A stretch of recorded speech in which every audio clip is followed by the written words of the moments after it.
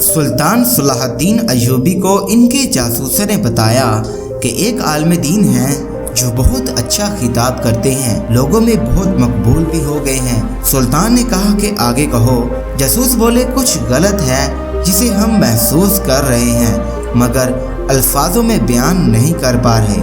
سلطان نے کہا جو بھی دیکھا اور سنا ہے تم لوگ بیان کرو۔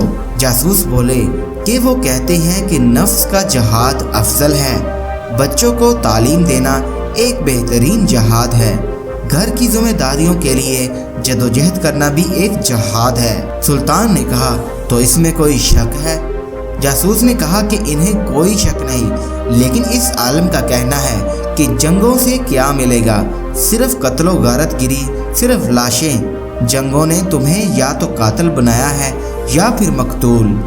سلطان بے چین ہو کر اٹھے، اسی وقت عالم سے ملنے کی ٹھانی، ملاقات بھیس بدل کر کی اور جاتے ہی سوال کر دیا کہ جناب ایسی کوئی ترکیب بتائیے کہ بیت المقدس کو آزاد اور مسلمانوں کے خلاف مظالم کو بغیر جنگ کے ختم کرایا جا سکے۔ اس عالم نے کہا آپ دعا کیجئے۔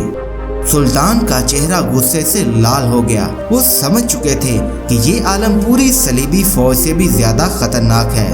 سلطان نے سب سے پہلے اپنے خنجر سے اس عالم کی ایک انگلی کاٹ دی، وہ بری طرح سے چیخنے لگا۔ اب سلطان نے کہا کہ اصلیت بتاتے ہو یا گردن بھی کاٹ دوں؟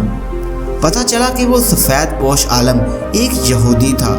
یہودیوں کو عربی بخوب آتی تھی جس کا اس نے فائدہ اٹھایا۔ سلطان نے پایا کہ اس کے جیسا درس اب خطبوں میں عام ہو چلا تھا، بڑی مشکل سے یہ فتنہ روکا جا سکا۔ یہ فتنہ اس وقت بھی پوری آب و تاب سے رواں دواں ہے۔ آخر کیوں لوگ اسلام کو بت اعظم بنا دینا چاہتے ہیں، جبکہ کھلی حقیقت ہے کہ ظالم کا سامنا کیے بغیر ظلم کا مداوع ہو جائے یہ ممکن ہی نہیں ہے۔